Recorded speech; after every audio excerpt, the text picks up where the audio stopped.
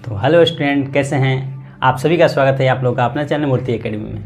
तो उम्मीद करता हूं अच्छे होंगे और आप चीन परिपाटी वाला जो पिछले वीडियो में हम क्लास दिए थे उसको आप देख लिए होंगे। ठीक है, इस पे लगातार वीडियो चल रहा है और लगातार अभी स्टार्ट हुआ है जो कि चैप्टर नंबर 1 है फिजिक्स का, प्रकाश का परिवर्तन, उससे रिलेटेड चल रहा था। तो हम कल कौन सा बना दिए थे, तो चीन परिपाटी का पूरा डिटेल बताए थे। आप लोग वहाँ पर अगर नहीं देखे हैं, अगर नए हैं तो जाकर वहाँ पर देख लेंगे, इसके बाद इसको देखेंगे। तो आज फाइनली हम बोले थे कि आज हम स्टार्ट करने वाले हैं कौन, दर्पण सूत्र। दर्पण सूत्र नहीं, दर्पण सूत्र इसके बाद करेंगे। आज हम लोग सीखने वाले हैं फोकस दूरी तथा त्रिज्या के बीच क्या करना है, संबंध को सीखना है। ठीक है बाबू, तो आप लोग उम्मीद करता हूँ एक्साइटेड भी होंगे सीखने के लिए। तो चलिए स्टार्ट करते हैं, कंटिन्यू करते हैं आज के सेशन को। तो आज का सेशन है आज हम लोग सीखने वाले हैं, यहाँ पर दे देते हैं कि आज हम लोग क्या सीखेंगे। तो बाबू आज हम सीखेंगे क्या, आज हम सीखेंगे अवतल दर्पण में। किस दर्पण में? अवतल दर्पण में, अवतल दर्पण में फोकस दूरी तथा त्रिज्या के बीच संबंध को देखने वाले हैं। त्रिज्या के बीच क्या देखने वाले हैं? त्रिज्या के बीच संबंध। देखिए ये परीक्षा में बहुत ही पूछता है संबंध को, यानी कि इसके बीच की दूरी को ज्ञात करना है, इसके बीच के क्या संबंध है, क्या रिलेशन है, उसको देखना है। ठीक है, तो आज हम यही देखने वाले हैं। ठीक है, यानी कि यही रिलेशन बनता है इससे कि F बराबर r/2 कैसे हुआ, r/2 कैसे हुआ, इसको सिद्ध कीजिए। वही संबंध यानी कि सिद्ध करना है। ठीक है, तो हम आज क्या करेंगे, इसको सिद्ध करने वाले हैं। ठीक है छात्रों, चलिए आगे बढ़ते हैं, वीडियो को कंटिन्यू करते हैं। तो सबसे पहले जब अवतल दर्पण की बात आई तो अवतल दर्पण में सबसे बात आता है कि उसको फिगर बनाएं। तो चलिए एक प्यारा सा फिगर बना दिए। ठीक है, चलिए इस फिगर को पॉलिश कर दिए, पेंट कर दिए, कलई कर दिए, आप भी लोग कर लीजिएगा। ठीक है, चलिए यहाँ से एक प्रधान अक्ष या मुख्य अक्ष गुजार दिए जो कि दर्पण को काटा। जहाँ पर काटा वहाँ पर पोल होता है और ये इसके सेंटर को वक्रता केंद्र कहते हैं, यानी कि C से सूचित करते हैं। और P और F के बीचों बीच जो होता है उसको F बोलते हैं, यानी कि फोकस बोलते हैं, यानी कि P और C के दोनों बीचों बीच ये होता है। ठीक है, यहाँ तक तो इतनी बातें आप लोग अच्छी तरह से जानते होंगे। ठीक है, क्योंकि आप लोग पीछे वाले सारे वीडियो देख लिए होंगे, हम ऐसे उम्मीद कर सकते हैं। ठीक है, अगर नहीं भी देखे हैं तो कृपया जाकर देख लीजिए, प्लेलिस्ट बना हुआ है और प्लेलिस्ट में फिजिक्स के प्लेलिस्ट में सारे आपको टॉपिक एक एक करके मिल जाएंगे। ठीक है, तो चलिए अब सबसे पहले बात आती है कि ये हुआ हमारा दर्पण। कौन सा दर्पण बाबू? तो अवतल दर्पण। इसको इसके द्वारक भी हम पढ़ाए थे, जो कि इसके चौड़ाई को द्वारक बोलते हैं। इसको mn से सूचित कर दिया, m और n इसके द्वारक पढ़ाए थे ना, कि इसके द्वारक जो इसकी चौड़ाई है उसी को द्वारक बोलते हैं। ठीक है, तो mn से सूचित करते हैं। अब चर्चा होती है किसकी, तो सिद्ध करने की बात आती है। चलिए फाइनली हम लोग सिद्ध करेंगे। अब जब सिद्ध करने की बात आई तो यहाँ पर हम लिखते हैं हल, यानी कि हल हमको करना है, सिद्ध हमको करना है। ठीक है, क्या सिद्ध करना है बाबू? तो ये एक दर्पण है और दर्पण में हमें सिद्ध करना है कि फोकस दूरी तथा त्रिज्या के बीच संबंध को बताना है कि फोकस दूरी और त्रिज्या के बीच कौन सी संबंध होती है। जिस तरह से संबंध बनता है ना, उसी तरह से हमको रिलेशन क्या करना है, उसमें बनाना है। तो चलिए रिलेशन बनाने में तो आप लोग माहिर है, हम भी माहिर हैं खैर। तो चलिए आज रिलेशन बना के आपको दिखा ही देते हैं। ठीक है, चलिए तो इसमें क्या होता है कि जब आप पढ़े हैं कि प्रधान अक्ष के समानांतर कोई किरण आ रही है तो आ गई, तो इस किरण को हम लोग आपतित किरण बोलते हैं। यहाँ तक तो कोई दिक्कत नहीं है। तो इससे हम बोलेंगे कौन सी किरण बाबू? आपतित किरण। जब आपतित किरण दर्पण से टकराई तो हमेशा किससे होकर गुजरेगी? तो आप लोग ये भी जानते हैं, कहेंगे कि जी फोकस से होकर गुजरती है। यहाँ तक तो कोई डाउट नहीं होगा। ठीक है, चलिए और जो आप लोग ये भी जानते हैं कि जो C से जाएगी यानी कि केंद्र से जाएगी, वो केंद्र पर ही क्या करेगी, वापस लौट जाएगी। केंद्र से जाएगी जो किरण, वो केंद्र पर ही वापस लौट जाएगी। यहाँ तक तो आप क्लियर हैं? ठीक है, यहाँ तक तो आप क्लियर हैं। अच्छा, जब यहाँ तक आप क्लियर हैं तो आप इसमें कुछ दिखाई दे रहा है आपको? कुछ दिखाई दे रहा है? तो कहेंगे कि जी हाँ। क्या दिखाई दे रहा है? तो आपतित किरण, परावर्तित किरण तथा आपतन बिंदु के बीच डाले गए अविलंब को परावर्तन के नियम कहते हैं। तो नहीं दिखाई दे रहा है। एक आपतित किरण आया, एक परावर्तित किरण आया, एक बीचों बीच गया तो उसको लंब हम कहेंगे, तो अभिलंब हो गया, यानी कि परावर्तन का नियम हो गया। तो जब परावर्तन का नियम लागू हो गया तो अब कहिएगा कि यहाँ पर तब आई हो जाएगा। काहे आई हो जाएगा कि आपतित किरण, इसको आपतित लिख देते हैं, आपतित किरण, आपतित किरण और अभिलंब के बीच के कोण को आपतन कोण कहते हैं, जिसे आई से सूचित करते हैं। उसी तरह परावर्तित किरण तथा अभिलंब के बीच को परावर्तन कोण कहते हैं, जिसे आर से सूचित करते हैं। यहाँ तक तो कोई डाउट नहीं हो रहा होगा, ठीक है, क्योंकि ये हम लोग पढ़ चुके हैं पूरा अच्छी तरह से, ठीक है। चलिए यहाँ तक पढ़ लिए, अब हम इसको लिखेंगे। तो सबसे पहले लिखने की बात आई, तो कौन सा दर्पण है, तो लिखेंगे कि ए मेन, साथ साथ लिखते चलिए, एक कौन सा दर्पण है, तो आप लोग कहिए कि जी अवतल दर्पण, क्योंकि अवतल दर्पण की चर्चा कर रहे हैं। तो ए मेन एक अवतल दर्पण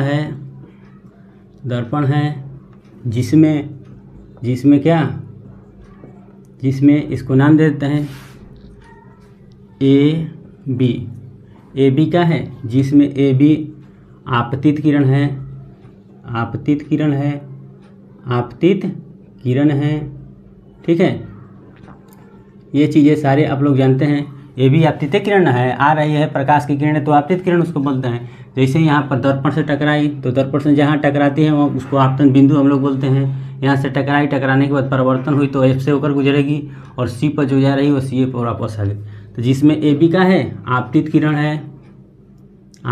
है, जो किससे टकरा रही है, दर्पण से टकराने के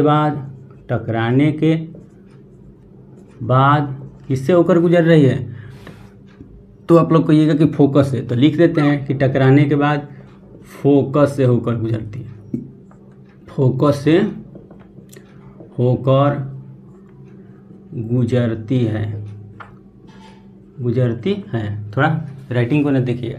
तो ए मेन एक अवतल दर्पण है, जिसमें ए बी आपतित किरण है तथा दर्पण से टकराने के बाद फोकस से होकर गुजर रही है, तो फोकस से होकर गुजर रही है या गुजरती है।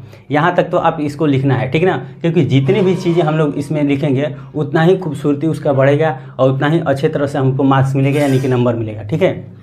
और अगर बढ़ाकर भी लिख सकते हैं तो लिख सकते हैं कि सी और पी इसका केंद्र, सी इसका जिस दर्पण में सी केंद्र बिंदु है, ए फोकस दूरी है तथा पोल पी जो है ध्रुव है। इसमें और भी बढ़ाकर लिख सकते हैं कि जिसमें क्या लिख सकते हैं बाबू, तो जिसमें सी केंद्र बिंदु है, एफ फोकस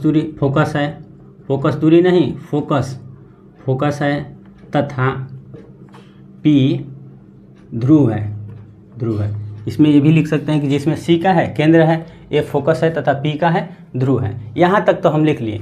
अब लिखेंगे कि हमें सिद्ध क्या करना है बाबू, सिद्ध करने की बात आती है, तो सिद्ध करना है, लिखेंगे सिद्ध करना है। क्या सिद्ध करना है, तो हमें सिद्ध यही ना करना है कि एफ बराबर r/2, एफ बराबर r/2, यही ना हमको सिद्ध करना है।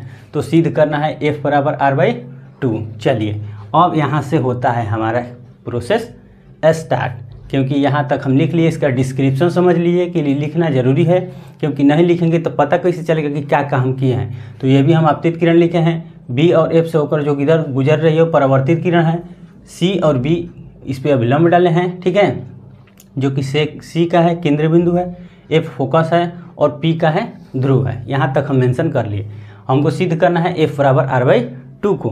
अब चलिए आगे बढ़ते हैं। अब लिखेंगे, जब जानते हैं कि परावर्तन का नियम है, तो अब लिखेंगे कि ए बी सी, यानी कि एंगल ए बी सी, यहाँ तक तो लिख सकते हैं कि एंगल ए बी सी बराबर एंगल सी बी एफ। कहाँ, एंगल सी बी एफ कहाँ लिख सकते हैं, तो इसलिए लिख सकते हैं कि आपतन कोण और परावर्तन कोण आपस में बराबर होता है, यानी कि एंगल आई और एंगल आर जब आपस में बराबर होगा तो एंगल आई ए बी सी है और एंगल आर क्या है, सी बी और एफ है। देख रहे हैं ना, ठीक है। यहाँ तक यानी कि हम लिख सकते हैं कि एंगल आई बराबर आर। यहाँ तक किसी को आपत्ति नहीं हो रहा होगा, यहाँ तक तो कोई दिक्कत नहीं है, कोई आपत्ति नहीं है, क्योंकि हम जो लिखा है यहाँ पर वहीं लिखे हैं। ठीक है। किससे से? तो लिखेंगे कि बाबू किससे हो रहा है, तो परावर्तन के नियम से ना, तो लिख देंगे परावर्तन के नियम से। हो गया, परावर्तन के नियम से एंगल आई एंगल आर के बराबर होता है, हम पढ़े भी हैं, ठीक है। अब आगे बढ़ते हैं। आप एक चीज़ और देख रहे हैं इसमें कि किसी न किसी के रूप पैरेलल एक जा रहा है और एक तिर्यक रेखा काट रही है, देख रहे हैं, कहीं आपको दिखाई दे रहा है? देखिए यहाँ पर समझा रहे हैं, ए और बी आपको दिखाई दे रहा होगा। ए और बी एक रेखा है और एक रेखा है सी और क्या, पी रेखा है। एक ए और बी और एक सी और पी, जो कि दोनों समानांतर हैं। दोनों क्या हैं? समानांतर हैं, दोनों समानांतर हैं। जब समानांतर रेखा का कोई क्या कर रहे हैं, तिर्यक रेखा काटे, यानी कि प्रतिच्छेदी करे, प्रतिच्छेद करे, यानी कि काटे, कोई रेखा उसको काटे, तो यहाँ पर प्रतिच्छेद कर रही है। कौन सा प्रतिच्छेद कर रही है? सी बी कर रही है। देखिए ये समानांतर किरण है और सी बी इसको प्रतिच्छेद कर रहा है। तो प्रतिच्छेद कर रहा है तो जो एंगल ये है, एंगल इसके दोनों बराबर होता है। किस लिए? तो एकांतर कोण से। कौन से बराबर होंगे बाबू? तो एकांतर कोण से। तो एंगल आई आप कह सकते हैं कि एंगल आर के बराबर होगा, यानी कि ये भी जो एंगल होगा वो भी आई भी होगा। एंगल जो ई है, आई है, ये भी क्या है? आई होगा। किस लिए? तो आप समझ गए हैं कि एकांतर कोण के चलते, ठीक है, क्योंकि एंगल ए आई और एंगल ए आई बराबर हैं, क्या हैं? तो एंगल आई, इसको भी लिख देना एंगल आई, चलिए इसको भी लिख दें, क्योंकि ये एकांतर कोण से क्या हो रहा है? बराबर हो रहे हैं, ठीक है। चलिए इसको मिटाते हैं और आगे की ओर बढ़ते हैं। तो एक चीज़ और हम लिख सकते हैं कि angle A B C, angle A B C बराबर, और मतलब ये क्या लिखेंगे? एंगल बी सी और एफ, एंगल बी सी और एफ काहे बराबर हुआ? तो यहाँ पर लिख देंगे कि एकांतर कोण के चलते, एकांतर कोण से, ठीक है ना, एकांतर कोण से। तो लिख सकते हैं कि ये आई और ये आई आपस में बराबर हैं, तो यहाँ पर लिख लीजिए कि आई बराबर आई। अब जब इतना चीज़ लिख लिए तो देखिए एक चीज़ और आपके सामने खुल कर आ रहा है, ध्यान से देखिए यहाँ पर आपको त्रिभुज नज़र आ रहा होगा, ये वाला मिलाकर और ये वाला मिलाकर आपको त्रिभुज दिखाई दे रहा है। आपको यहाँ पर दिखा दे रहे हैं, त्रिभुज दिखाई दे रहा है, इस तरह का आपको त्रिभुज दिखाई दे रहा है। तो आप लोग कहिएगा कि जी हाँ, कौन कौन? सी बी और एफ, यहाँ पर लिखिए सी बी और एफ।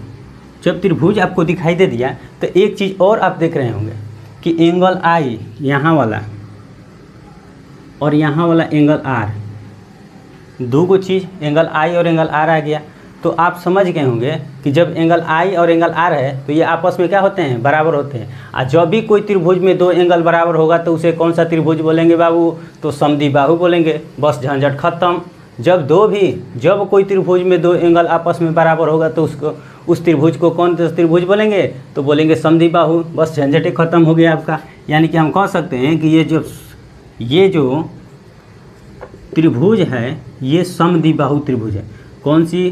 तो समद्विबाहु त्रिभुज है। यहाँ तक तो आप समझ गए, समद्विबाहु त्रिभुज है। और जब समद्विबाहु त्रिभुज होता है, जब भी समद्विबाहु त्रिभुज आपको मिलेगा देखने को, तो समझ जाइए कि उसकी सामने वाली भुजा, यानी कि उसकी सामने की भुजा, उसकी सम्मुख भुजा आपस में बराबर होते हैं। एंगल के सामने की भुजा आपस में क्या होते हैं? बराबर होते हैं। यानी कि एंगल के सामने वाला भुजा, तो आप साफ समझ गए कि एंगल के सामने वाला भुजा यानी कि ए बी, यानी कि एंगल आर के सामने वाला भुजा सी एफ है, तो सी एफ, और एंगल आई के सामने वाला भुजा कौन है? तो एफ बी या बी एफ कह सकते हैं, तो बी एफ कह सकते हैं। यानी कि ये दो आपस में क्या होंगे बाबू? तो बराबर होंगे। समझ गए ना? देखिए ये समद्विबाहु त्रिभुज है, कहाँ है? क्योंकि दो एंगल, इसका दोनों एंगल बराबर हो गया। जब भी दो एंगल एक त्रिभुज में बराबर होगा तो उस त्रिभुज को समद्विबाहु त्रिभुज बोलते हैं। और समद्विबाहु त्रिभुज यानी कि एंगल के सामने वाले भुजा आपस में क्या होते हैं? यानी कि इसके सम्मुख भुजा ये वाला और इसके सम्मुख भुजा ये वाला, ये आपस में क्या होते हैं? बराबर होते हैं, यानी कि इक्वल होते हैं। ठीक है, यहाँ पर थोड़ा ध्यान दीजिएगा। ठीक है, चलिए आगे बढ़ते हैं। तो हम लिख सकते हैं ना कि एंगल यानी कि त्रिभुज किस में? C B F.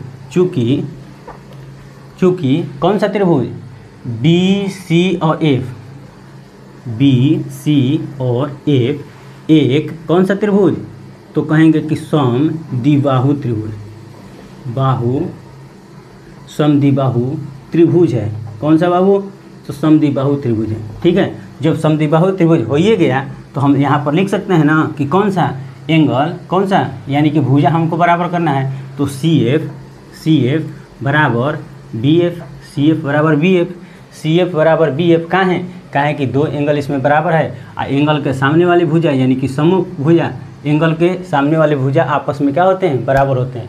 तो आर के सामने वाला भुजा सी एफ, ये वाला तो सी एफ लिख दिए, और आई के सामने वाला भुजा बी एफ, तो बी एफ लिखिए, ये आपस में क्या होंगे, बराबर होंगे। यहाँ से आप लिख सकते हैं समीकरण 1 लिख लीजिए। यहाँ तक कोई आपत्ति नहीं है, कोई आपत्ति नहीं है ना। चलिए आगे बढ़ते हैं। अब आगे बढ़ते हैं बाबू, अब जब इतना चीज़ लिख लिए तो एक चीज़ और ध्यान दीजिए, एक चीज़ और थोड़ा सा ध्यान दे दीजिए। ठीक है, थोड़ा सा ध्यान दे दीजिए। ठीक है, ये लिखना नहीं है, ये समझाने के लिए हम बस किए हैं। ठीक है, आप चाहेंगे तो आप फिगर बात, आप किनारा, जो भी हम यहाँ पर समझाने वाला बात कर रहे हैं वो आप किनारा लिख सकते हैं। ठीक है, अब यहाँ से जो लिख रहे हैं वो लिखने वाला चीज़ है। देखिए अब एक चीज़ कीजिए, जब सी एफ बराबर बी एफ हो गया तो मान लेते हैं कि जब सी एफ बराबर बी एफ हो गया तो बी एफ को अगर यहाँ पर लेंगे, फिर बी एफ को इधर घसकाएंगे, यानी कि थोड़ा थोड़ा घसका रहे हैं, फिर घसका रहे हैं, फिर घसका रहे हैं, फिर घसका रहे हैं, फिर घसका रहे हैं, फिर घसका रहे हैं, यानी कि एक समय ऐसा आएगा, एक समय ऐसा आएगा बाबू, एक समय ऐसा आएगा कि जो बी है पी पर एकदम आ जाएगा, बी जो है पी पर आ जाएगा। यानी कि इस तरह का कंडीशन कभी बनेगा। मान लेते हैं कि ये हमारा जो है, ये हमारा क्या है, ये वाला है, यानी कि पी एफ कह सकते हैं, एफ पी कह सकते हैं, यानी कि है। ये जो है ये बी एफ है, ये बी एफ है, जो टेढ़का बनाए हैं ना, ये टेढ़का, यही बी एफ है, यहाँ पर बी है। तो एक समय हम कह रहे हैं कि घसकार रहे हैं, यानी कि दर्पण को घसका रहे हैं, यहाँ पर, यहाँ पर, यहाँ पर, यहाँ पर, यहाँ। तो एक समय आएगा कि यहाँ आएगा, एक समय आएगा कि यहाँ आएगा, और एक उस समय ऐसा आएगा कि इसी पर आ जाएगा, इसी पर आ जाएगा, बहुत नज़दीक होगा तो इसी पर जब आ जाएगा तो हम कह सकते हैं कि जब P यहाँ पर है तो B भी यहाँ पर एक समय में आ जाएगा। यहाँ पर समझ रहे हैं ना कि हम कह सकते हैं कि F जो है जब यहाँ पर P है तो ये घसकते घसकते घसकते घसकते यानी कि P बिंदु पर आ जाएगा, P पर ही चढ़ जाएगा, यानी इसी रेखा पर चढ़ जाएगा, चढ़ जाएगा। तो देखिए चढ़ गया, जब चढ़ गया तो हम कह सकते हैं ना कि FP बराबर FP या PF लिखिए, इधर से लिखिए, PF बराबर BF कह सकते हैं, PF बराबर BF कह सकते हैं ना। समझ रहे हैं ना काहे कह सकते हैं, क्योंकि ये नज़दीक आते आते आते आते इसका द्वारक छोटा कर दिए, यानी कि एक समय ऐसा आया कि B जो है P पॉइंट पर आ गया, B जो है P पॉइंट पर आ गया। जब B P पॉइंट पर आ गया तो हम कह सकते हैं कि जो यहाँ से यहाँ की दूरी है वहीं यहाँ से यहाँ की दूरी इसके साथ होगा, यानी कि PF बराबर कह सकते हैं कि BF होगा। यहाँ तक आप समझ लिए। तो लिखेंगे, क्योंकि ऐसे कहने से तो होगा नहीं, हमको क्या करना पड़ेगा, लिखना पड़ेगा। तो लिखेंगे कि जब B जो है, B ने करना है, जब B न है, B P के काफ़ी नज़दीक, देखिए बाबू एक एक करके एक एक पॉइंट आप लिखिए, नज़दीक हो जाए तब, हो जाए तब क्या होगा। तो यह भी ना सीखे कि जब B P के नज़दीक हो जाएगा तो हम कह सकते हैं कि PF बराबर क्या हो जाएगा, BF लिख सकते हैं ना कि PF बराबर BF। अब देखिए इसको समीकरण 2 मान लीजिए, इसको समीकरण 1 माने, समद्विबाहु त्रिभुज वाला के CF बराबर BF हो रहा था समीकरण 1, और PF बराबर BF समीकरण 2। तो यहाँ पर लिख सकते हैं हम लोग कि समीकरण 1 व समीकरण 2 से, समीकरण 2 से। तो देखिए समीकरण 1 और समीकरण 2 को करेंगे तो इसमें भी BF है, इसमें भी BF है, BF कैंसिल हो जाएगा, यानी कि हम कह सकते हैं कि C, यानी कि कह सकते हैं कि PF बराबर CF, PF बराबर CF, यही ना दोनों बचा है। यहाँ पर PF बना, यहाँ पर CF बचा, यानी कि PF बराबर CF, PF बराबर CF, यहाँ तक हो गया। अब देखिए PF यानी कि यहाँ से यहाँ तक की दूरी, और CF यानी कि यहाँ से यहाँ तक की दूरी, यानी कि दोनों आपस में ये दूरी का है, बराबर है। यहाँ से यहाँ तक की दूरी और यहाँ से यहाँ तक की दूरी आपस में क्या है बाबू, तो बराबर है।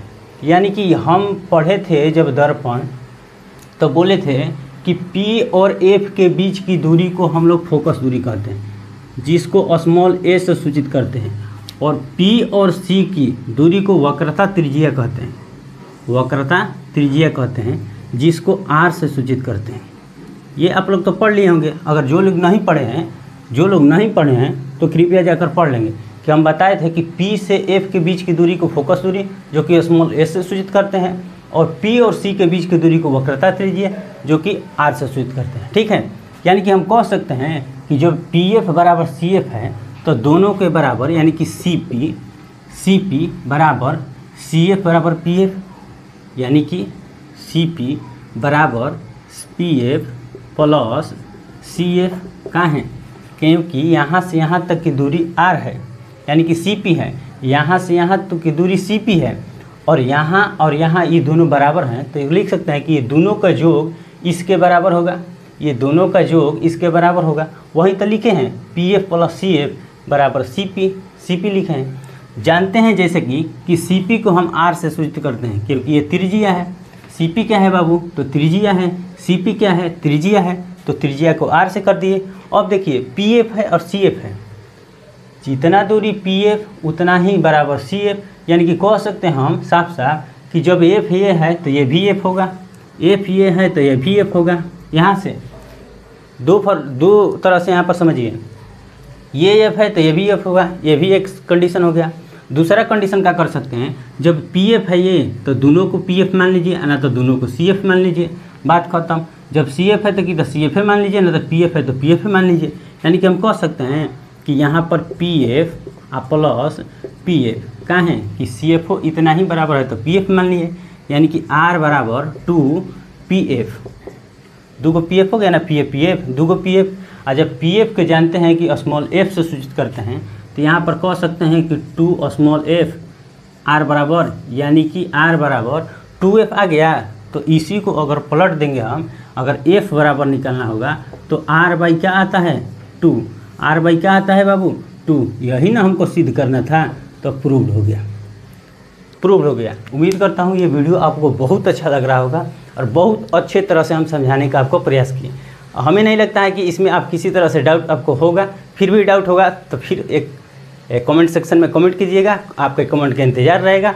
और इसी तरह के फिर उत्तर दर्पण में भी हम सिद्ध करेंगे। ठीक है, ये तो था अवतल दर्पण, उत्तर दर्पण में सिद्ध करेंगे। तब तक के लिए जय हिंद बाबू, जय हिंद।